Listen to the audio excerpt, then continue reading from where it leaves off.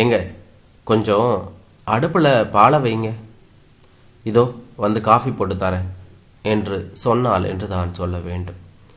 சந்தானம் காலை நடைபயிற்சி முடித்து வந்தவனை பார்த்து குளித்து கொண்டு இருந்த கீதா கூறினாள் என்று தான் சொல்ல வேண்டும். சரி சரி வைக்கிறேன் என பாலை அடுப்பில் வைத்தான்.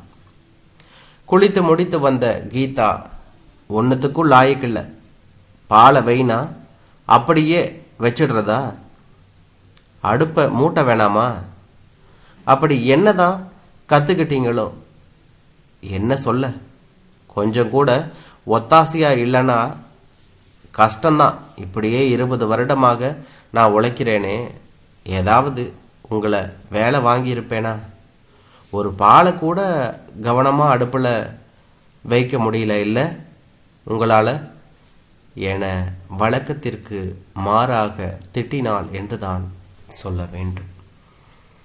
அதுவே அவள் வாழ்வில் கடைசி கலக்கும் காஃபி என அறியாமல் என்று தான் சொல்ல வேண்டும். தம்பி தம்பி, கீரை வேணுமா, நல்லா இலசாக இருக்கு பாரு என்று கூவினாள் காய்கறி பாட்டி. நினைவு கலைந்து பார்த்தான். கூடையை சுமந்தபடி நின்றிருந்தாள் அந்த கீரைக்கார பாட்டி. இங்கு ஜாக வந்ததிலிருந்து இவதான் 20 வருடமாக காய்கறிகள் கொடுப்பார் என்று தான் சொல்ல வேண்டும்.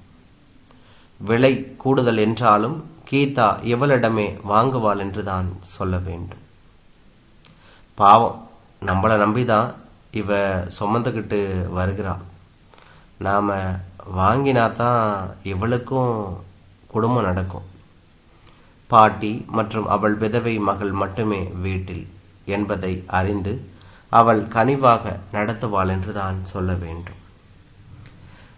ஒண்டி கட்டைக்காக ஏன் நீங்கள் இவ்வளவு தூரம் மெனக்கட்டு வாரீங்க, ஏதாவது வேணும்னா நான் வாங்கி கொள்கிறேன் என்றான் சந்தானம் அந்த பாட்டியிடம் என்று தான் சொல்ல வேண்டும். மவராசி அவன் நினப்பாவே இருக்கு, இங்கே வந்து கொஞ்ச நேரம் குந்தினா நிம்மதியாக இருக்கு, முகத்தை பார்த்து புரிந்து மோர் தண்ணி சாப்பாடு கொடுக்கும். என்ன வாழ்க்கையோ, நானெல்லாம் பூமிக்கு பாரமாக இங்கே கிடக்கிறேன்ப்பா, இந்த வயசில் உன்னைய தனியாக விட்டுட்டு போயிடுச்சே என கண் கலங்கி அவன் மனதை கலங்கடித்தாள் என்று தான் சொல்ல வேண்டும். தனியாக வாழறது எவ்வளவு வழி என்பதை நானும் உணர்ந்து என் அவளும் அனுபவிக்கிறத நான் பார்க்கும்படி பண்ணிட்டேன்னா இந்த ஆண்டவன் என்று புலம்பினாள் என்று தான் சொல்ல வேண்டும்.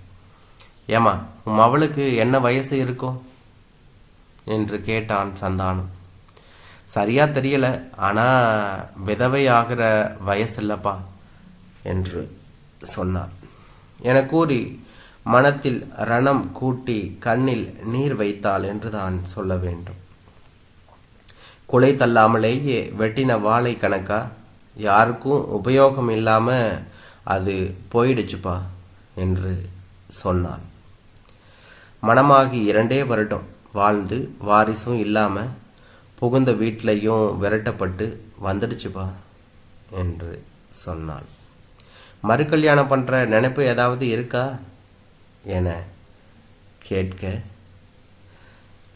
நல்லா இருக்கிற பிள்ளைய கட்டிக்கிறதுக்கே 1000 கேள்விகள், அதுக்கெல்லாம் இது காலமும் ஆளும் இல்லை, நீ வேறப்பா என்றார் விரக்தியாக என்று தான் சொல்ல வேண்டும். உங்களுக்கு சம்மதமா? எனக்கு விருப்பம்தான், நான் தான் ஒத்தையாக மாட்டிக்கிட்டு அவதிப்படுறேன், எனக்கு பிறகு அதை என் மவளும் படணுமான்னு என் நெஞ்சுக்குழி கிடந்து உறுத்தும் என்று அந்த பாட்டி சொன்னாள் என்று தான் சொல்ல வேண்டும். ஆனால் ஊர் சாதிசனம் பார்வையில் விழுந்து கிளம்புமே என நினைக்கும் போது இப்படியே ஓட்டிவிடலாம்னு தோணுதுப்பா என்று சொன்னால் அந்த பாட்டி என்று தான் சொல்ல வேண்டும். ஊர் சாதிசனம் எல்லாம் வாக்கிலேயே பேசுவாங்க, உனக்கு ஏதாவதுனா உன் மவளும், மவளுக்கு ஏதாவதுனா நீயும் தான் அனுபவிப்பீங்க, இதுதான் வாழ்க்கையின் யதார்த்தம் என்று சொன்னார் என்று தான் சொல்ல வேண்டும். நானும் கலந்துக்கிட்டு சொல்கிறேன், இருமா டீ போட்டு தருகிறேன் என கூறி உள்ளே சென்றான் சந்தானம் என்று தான் சொல்ல வேண்டும். கேட்டுவிடலாமா, தப்பா நினைக்குமா என மனதில் பல கேள்வியுடன் காத்திருந்தாள். டீக்காகவும் அவனின் வருகைக்காகவும். தன் மகளின் வாழ்வில் ஒரு நம்பிக்கை கீற்று கண்முன்னே தெரிய கண்டாள் என்றுதான் சொல்ல வேண்டும். இந்தாங்க சாப்பிடுங்க.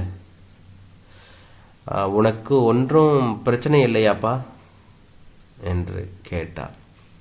எதுக்கு என்று சந்தானமும் அதற்கு பதில் கேட்டான்.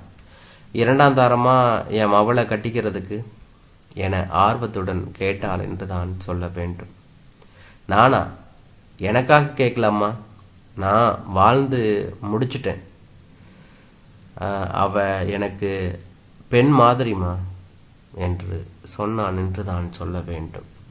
என் கூட பணி செய்த நண்பர் வயது 42 ஆகியும் பெண் கிடைக்காம ஏதோ தோஷம் அது இதுன்னு திருமணம் செய்யாமல் இருக்கார் என்று பேச ஆரம்பித்தான்.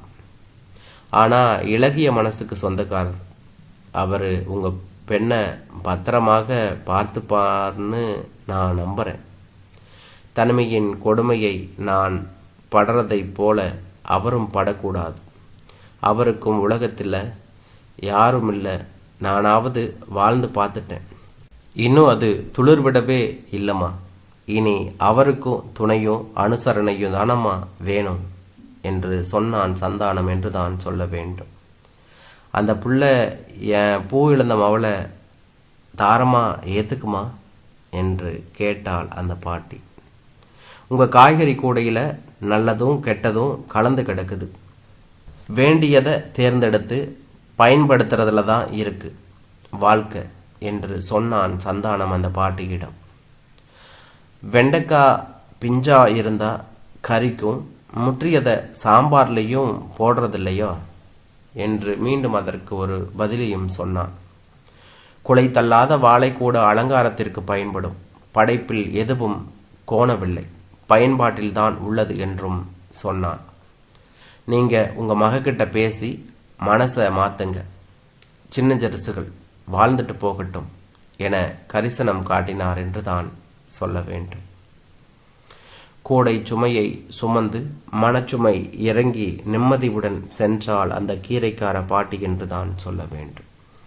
தன் மனைவி போட்டோவின் அருகே சென்று, கீதா, நீ நினைச்சதை இன்றைக்கு ஆரம்பித்து வைத்து உள்ளேன், நீதான் துணையாயிருந்து முடிக்கணும் என வேண்டி நின்றான். என்றான்.